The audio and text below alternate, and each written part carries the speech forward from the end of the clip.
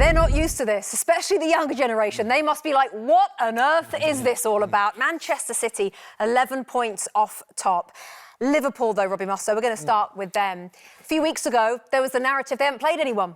There was. Well, they've played Real Madrid, they've played Manchester City, they've won both. Yeah. It's incredible. Yeah, they beat Chelsea, they drew with Arsenal away from home. It is incredible, and I go back to Arne Slot's words before the game. They have to be perfect in all areas. They'd have to dominate in all areas.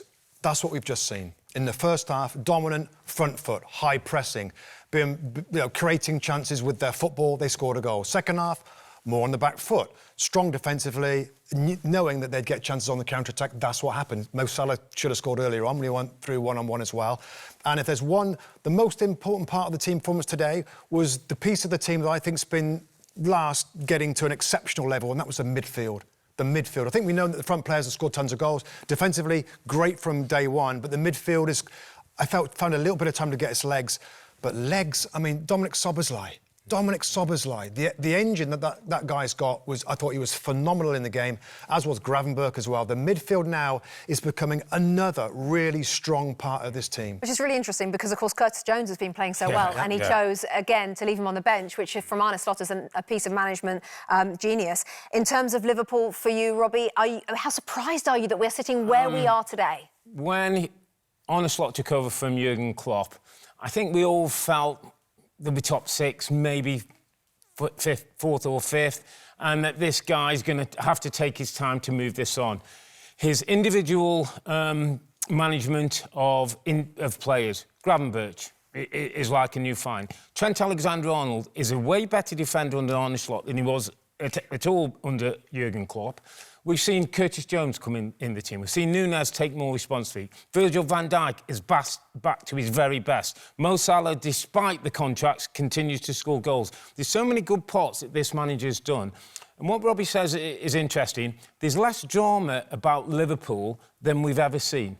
That's as easier victory against Manchester City as all the time under Jurgen Klopp. As all the time. And right now, they're the best balanced team in the Premier League. 26 goals scored, 8 goals conceded. In terms of both ends of the pitch, there's no one better than this Liverpool team.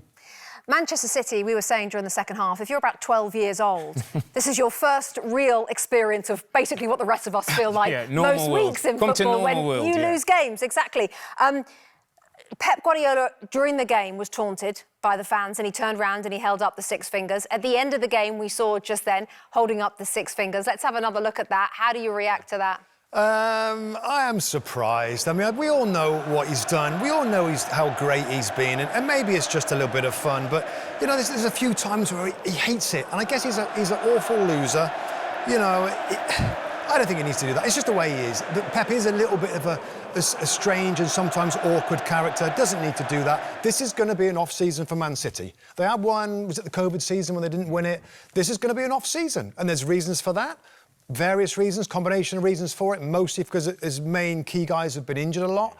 Other teams have injuries as well, but they operate on a small squad, so it's really hurt them. This is going to be an off-season for Man City. But there's off, and then there's falling off the edge of a cliff, which is what City have done. This is the off that we didn't ever expect from a Manchester City team. We know Rodri's important, but we thought there's ways that they can fill that gap. It's proven that there isn't. They are missing a number of players. It's a bit patchwork, but there's still quality in that squad back. The amount of errors, the amount of turnovers as the second goal come with this Manchester City team, we haven't seen for a while.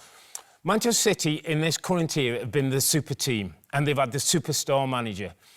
There is a question about whether this era is coming towards an end, whether there's going to be another iteration of Manchester City under Pep to come again, to challenge the likes of Liverpool, who seem to be flying. But they're out the title race. For me, I said a defeat, they're out the title race. Yeah, for me. Absolutely, absolutely. Even with a win, by the way. If they'd have won this game, I still didn't think City. Yeah, absolutely. It'd have been 5 points. No, you said they were out. No, just given the way based on the way they look, they're not going to win this year. Give City a sniff and they'd have been in there. 11 points gives you a massive margin for error that Liverpool have got to make the most of. It's a huge day. It's a massive day in the Premier League. Let's take you back to John Champion, Graham Mustoe and Lee Dixon, who've had a few minutes to catch their breath. Don't know if you know, chaps, but Pep Guardiola has won 6 Premier League titles with this team. Yeah, we rather gathered that. But anyway, listening to the chaps in the studio, I mean, we might as well pack up and go home. Title race done. It's all done. Well, City out of it. Well, title race isn't done, but City being 11 points, no, they can't catch them. No. They can't. They've got to be at their best from the next game, and it's quite obvious that all of the players at the moment are playing under par. The manager's under par, you have to say, because for me today, what stood out, coming to Anfield when you're under pressure, he plays Bernardo Silva and Gundogan as your two holding midfield players. That to me says, is he trying to be too clever? I know the personnel are not necessarily there, but you might as well say, right, Akanji, go and play in midfield, play Walker as a centre half and play Lewis as a right back, play a back forward, somebody holding in front. But he didn't do that. He played two lightweight, without the ball players in front of the back four, and it blatantly didn't work. You asked us before the game, is it a blip or drama or crisis? It's drama plus now. It's second series on Peacock. Is it? When we look at Manchester City, yes, the narrative is very clear. Help me here, because there will be Liverpool supporters in the United States from Wisconsin down to Texas throwing things at their TVs, saying, please, give us some credit. And they deserve a huge amount of credit, Liverpool, because the consistency of approach, the refinement of the team, the system, the guys were talking about how Arne Slot's come in with the system and define players' positions more.